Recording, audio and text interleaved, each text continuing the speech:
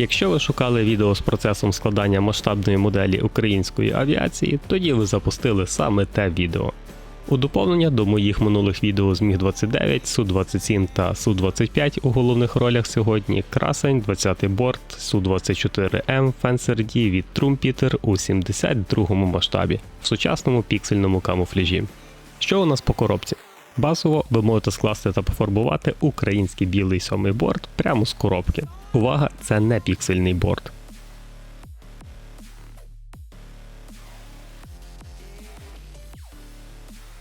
Що кидається в очі, це неймовірно багата комплектація. Тут озброєння вистачить на кілька літаків. Серйозно.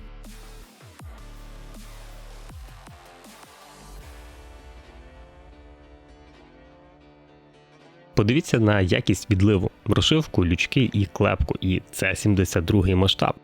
Закрилки представлені на вибір випущені та в положенні рівно.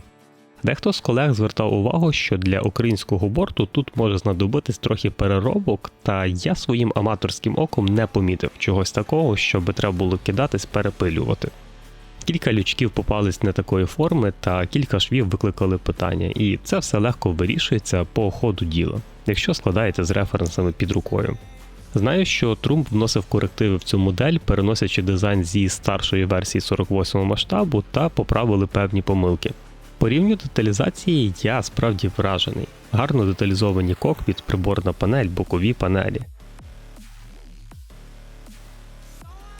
Відсіки для шасі з клепкою та шлангами. Дуже шкода, що цю красу у більшості випадків доведеться сховати за дверцятами. Імітація двигунів виглядає не дуже переконливо, і це, мабуть, єдина деталь, яку би хотілося замінити на альтернативну, разом із соплами. Прозорі деталі без помутнінь та швів, також з клепкою. Скло можна встановити як у відкритому, так і закритому положенні.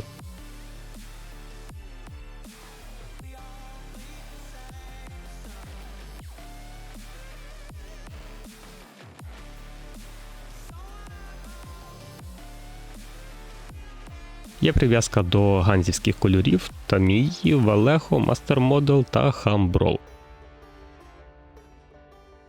Набір декалей теж досить багатий, технічки клеїти не переклеїти.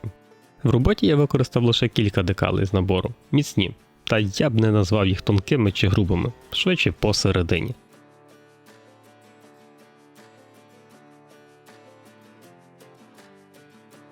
Яким ж насправді є в роботі цей кіт? Давайте розбиратись, не закривайте, буде цікаво.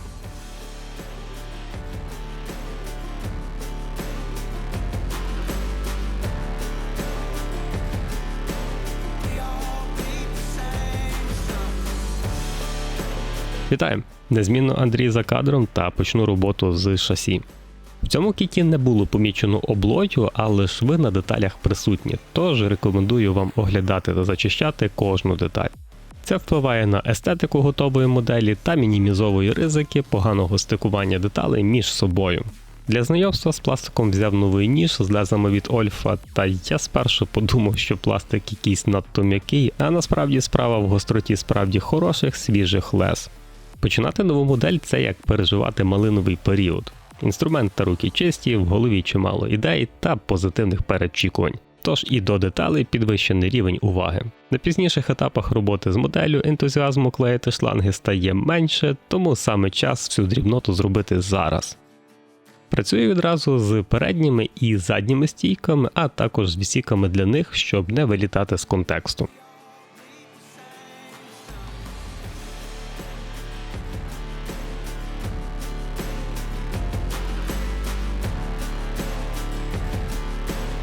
Фарбую теж усе відразу, колір підбирав з того, що було, і за основу брав світло-сірий з додаванням кількох крапель голубого, чисто для відтінку.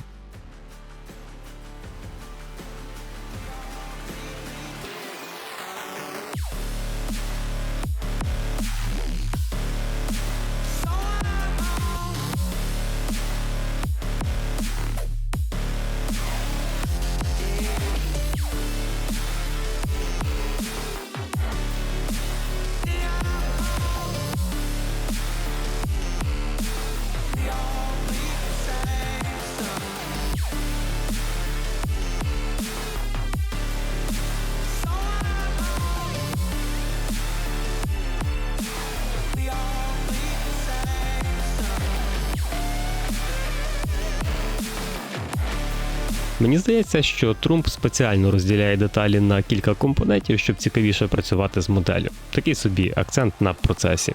Мені це дуже подобається, поки деталі чудово між собою компонуються. Колеса. Їх лише прогрунтував у чорний та час перейти до фарбування дисків. Для вирізання масок можна скористатись трафаретом, а можна і спеціальним круговим різаком. Працює просто та дає дуже точний результат, без жодних задирів на папері. Вам необхідно виставити на лінійці бажаний діаметр отвору, поставити інструмент на маскувальний папір, зробити коло 2 і все, ваша маска готова. Якщо би з першого разу маска позадиралась, значить свіжо доставлений ніж ще не відцентрувався, та варто спробувати вирізати свіже коло, після чого результат буде ідеально рівний. Як на мене, класна штука, але далеко не найнеобхідніший інструмент в господарстві моделіста. Хіба б ваш хом'як вимагав обновок, або ви працюєте з кулісною технікою та вам справді треба багато маскувати кругових елементів. Чому я так кажу? Ціна. З Китаю такий можна замовити за $40-50, а звичайний металевий трафарет обійдеться всього лиш кілька доларів та при мінімальній практиці дасть не гірший результат.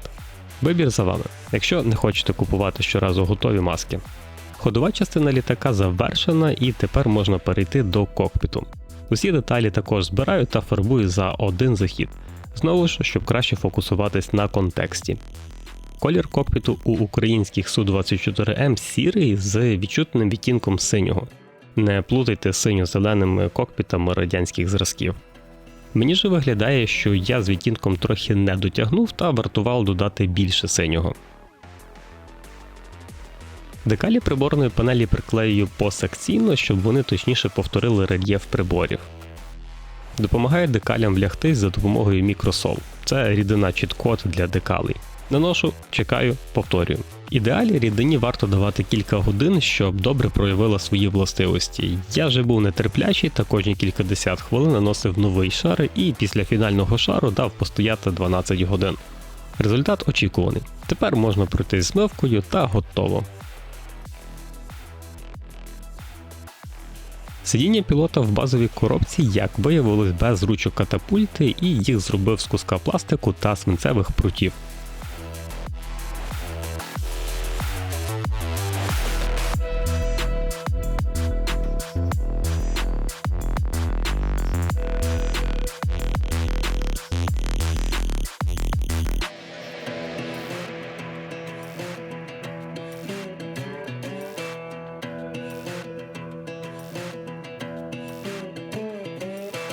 Кокпіт складаю відразу та перед тим наношу глянцевий лак на прибори, щоб виділити їх блиском, наче вони скляні.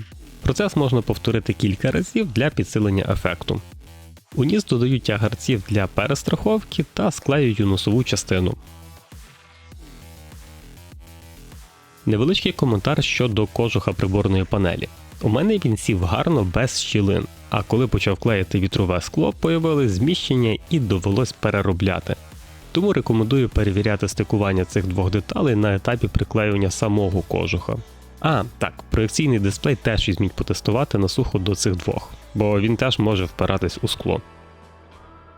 Маскування прозорих деталей проводжу за звичайною схемою. Приклеюю широкий скотч, проявляю рельєф зубочисткою та вирізаю ножем по контуру. Дуже раджу це робити гострим ножем, тоді ви зробите правильний надріз з першого заходу, та маски будуть рівнесенькі без задир.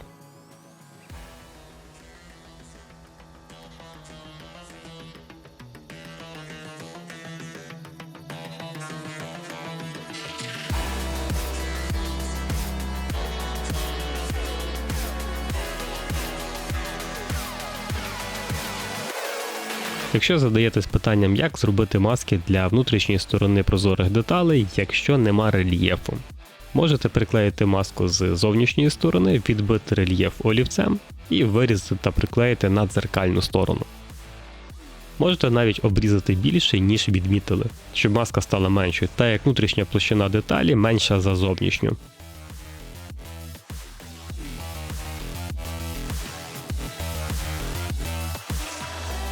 Перед вирівнюванням шва заглиблюю розшивку та клепку, і це дозволить їх легко відновити після надфіля та шпаклівки.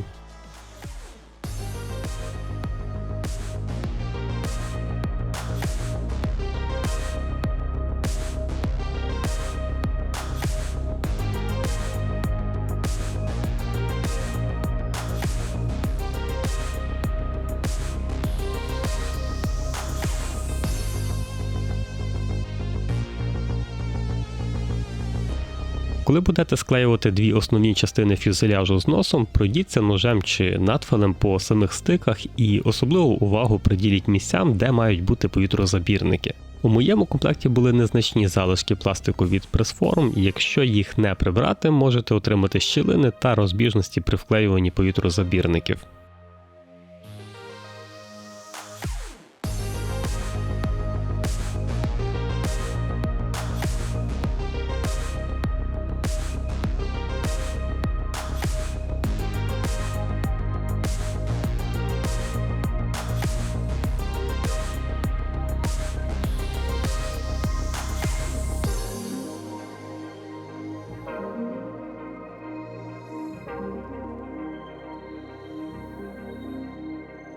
Якихось явно проблемних місць зі стиками в кіті я не знайшов.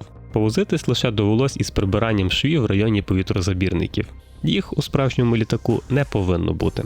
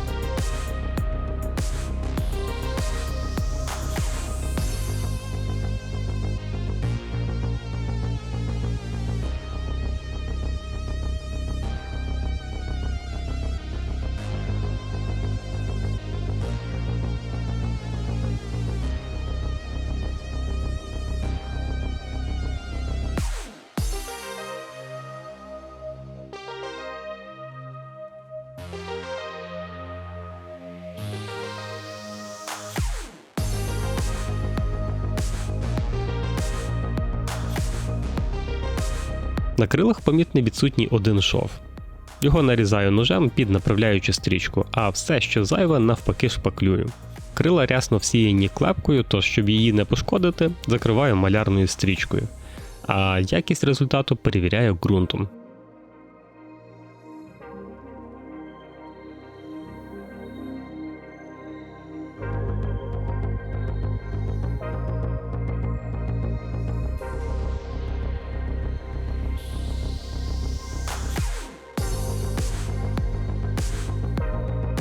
Кілька моментів, які стосуються центру плану та крил. Перше. Внутрішню частину відразу фарбую у чорний, щоб потім не світити сірим пластиком. Друге. Уважно подивіться на фото справжнього літака, по якому робите модель. А саме на його бортовий номер та ці гребні, що фіксуються на центроплані. Деякі борти не мають цієї деталі, і тоді вам не потрібно висверлювати отвори в пластику, як рекомендує Трумпітер.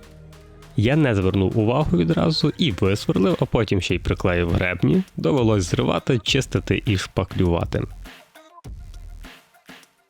Третє. Вам не потрібно відразу вклеювати крила. Придивіться на пази, як запихати ці крила та попрактикуйте запихати та витягувати. Це дозволить вам вставляти крила у необхідне положення вже на фінальному етапі складання готової моделі. Скажете дякую на етапі фарбування. І останнє четверте. Промазую шви з внутрішньої сторони циано-крилатним клеєм для зміцнення стику. Це виключить ризик розходження шва, коли будете встромляти крила. Хвіст. Один з приємних моментів від Трумпа є те, що на основних деталях вони кріплять контакти рамок до тильної сторони деталей, щоб коли будете їх від'єднувати, не попсувати лицеві сторони деталей. У моєму екземплярі в самій кормі з'явилась непрохана щілина. Її попросив піти за допомогою пластикової смужки та шпаклівки.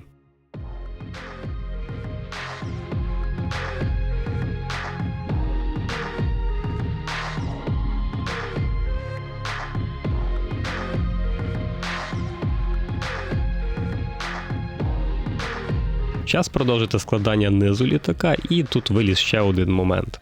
Дверцята відсіків можна робити відкритими, та переважно бачу, що вони в закритому положенні. А отже, всі ці маскування поролоном були зайві. А ще цікавіше, що шасі варто встановити зараз, інакше їх буде дуже незручно встановлювати, коли відсіки будуть закритими.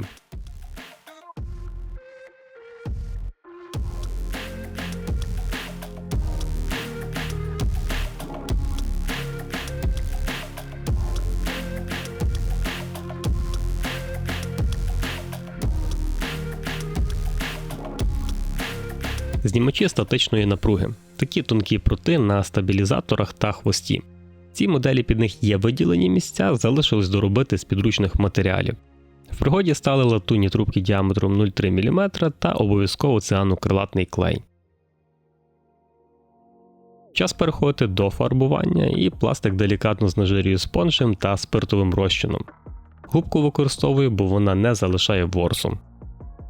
Чорний ґрунт та модель готова до пришейдингу. Почав з дна, бо тут літак буде одноколірний. Зверху літака наносити пришейдинг не варто, якщо будете робити піксель. Я наніс всюди в надії, що буду слідкувати та відновлювати, але по ходу діла лишився того ровера. З кольорами цікава ситуація. У піксельному варіанті сушки мені виглядає, що низ та один з відтінків камуфляжу того ж кольору. Тому я увесь літак покрив у цей колір як базовий. А далі вже знайомий з минулих пікселів процес нанесення камуфляжу. Відтінки сірого, як завжди, підбирав на око. Це ті самі, що й використовував для Су-25УБ.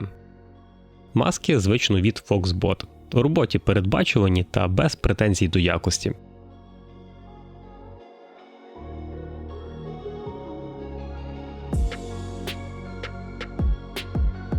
Кожну маску попередньо приклеюю до руки для зменшення клейких властивостей. Тоді переношу на фарбу.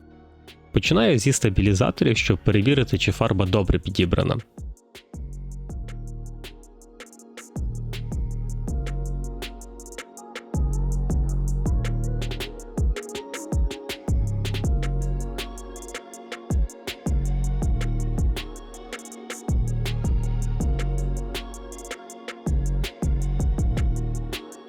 Нові шари масок наношу на свіжу фарбу, яка постояла 10-20 хвилин.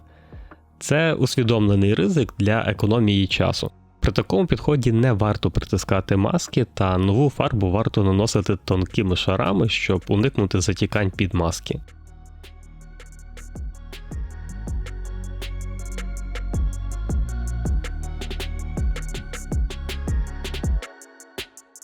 Стабілізатори готові, результат влаштовує.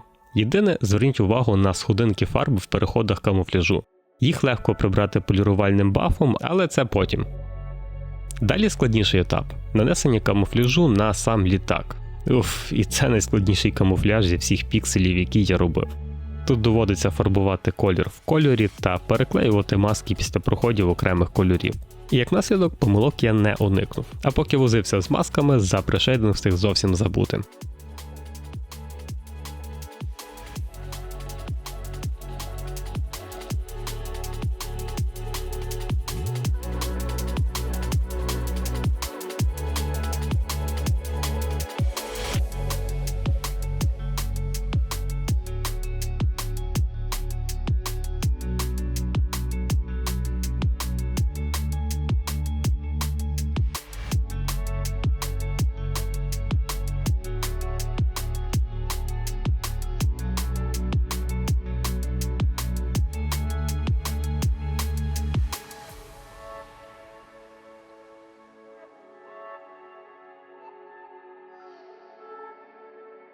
Камуфляж нанесений, а з ним і чимало розсинхронізованих та розплитих пікселів. Можна засмутитись та залишити як є, а можна і сісти поправити. Роботи насправді менше, ніж здається. З цих же міркувань використані маски відразу не викидаю та перевикористовую.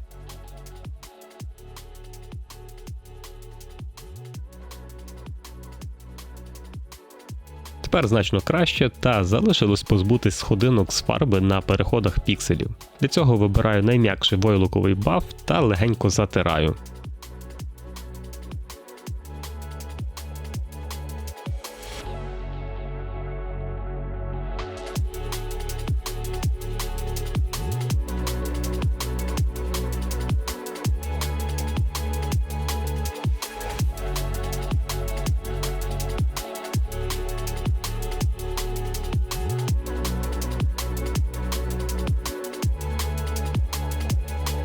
Момент з фарбуванням конусу. Знову ж, уважно придивіться на фото борту, який наслідуєте.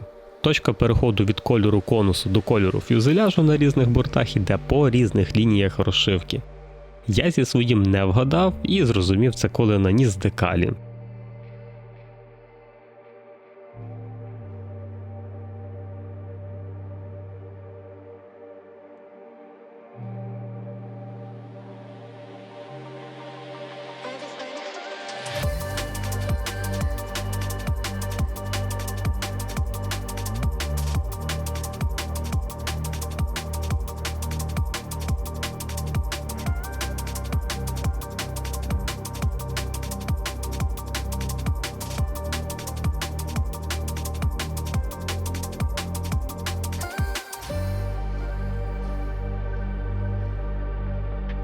Декалі.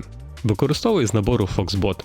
Тут технічки понад 300 декалей. Готуйте, бо клеїти не переклеїте.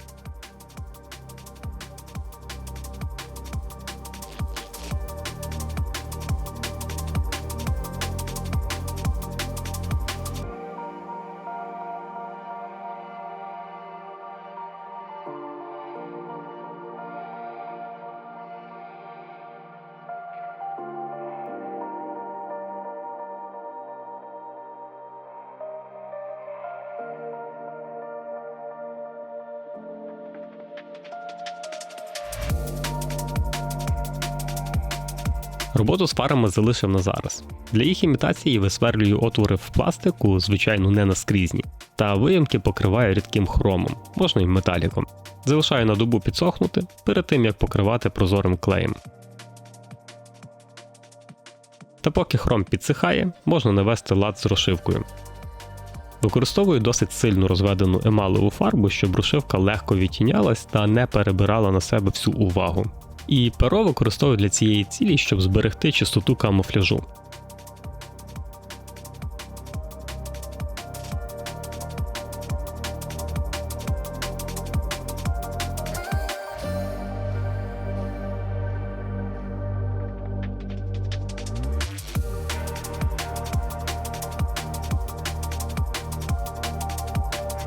На наступний день, коли хром підсох, я надію, що він підсох, можна наносити клей, який після затвердіння виглядатиме як плафон фар.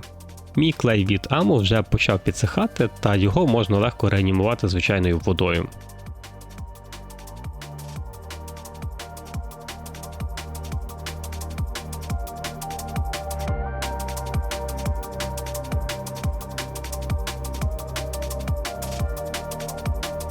Тепер можна додати погодних ефектів та зістарити модель, щоб вона не була музейно чистою.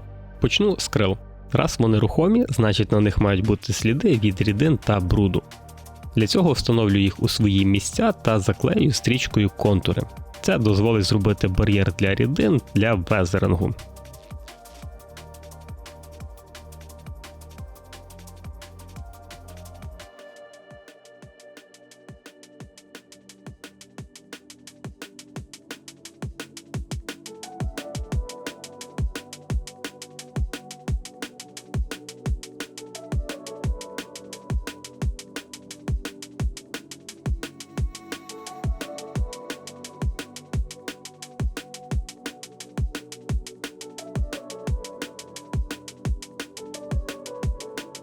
Сильно мазюкати піксельні борти не варто. Судячи по фото з інтернету, вони чисті та доглянуті, тому не захоплюйтесь сильно.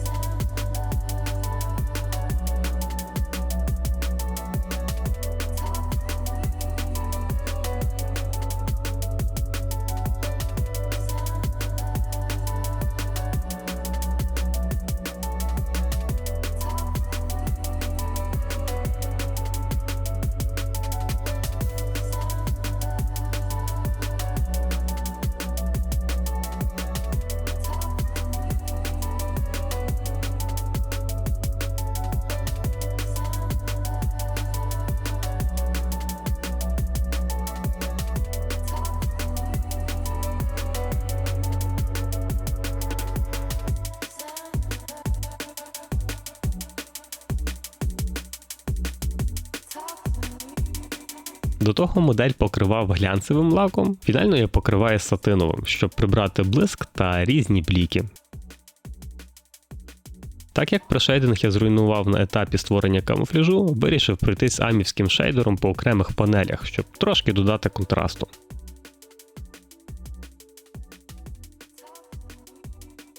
На конус бризкаю сильно розведену акрилову фарбу, бо, судячи по фото, він не ідеально чистий.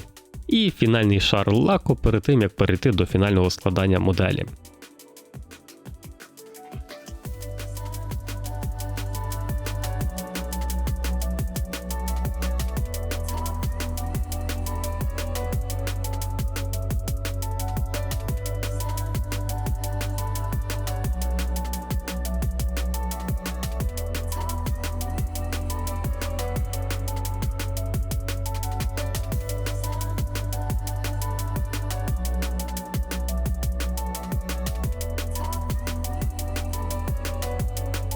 Озброєння. Його тут багато, та я вирішив наслідувати підвіз з вільно падаючими бомбами, блоками для некерованих ракет та паливними баками.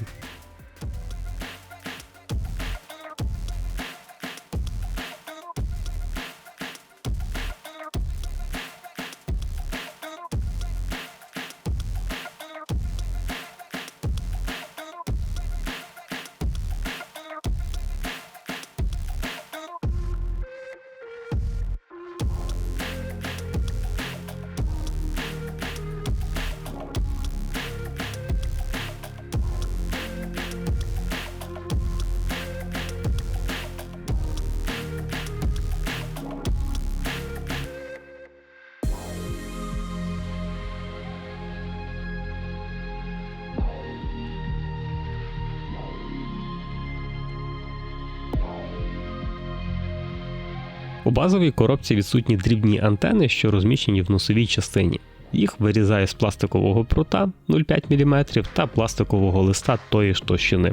Такі деталі, як я робив, розміром 1 на 1 мм завеликі. Тож після приклеювання їх все одно довелося обстригати.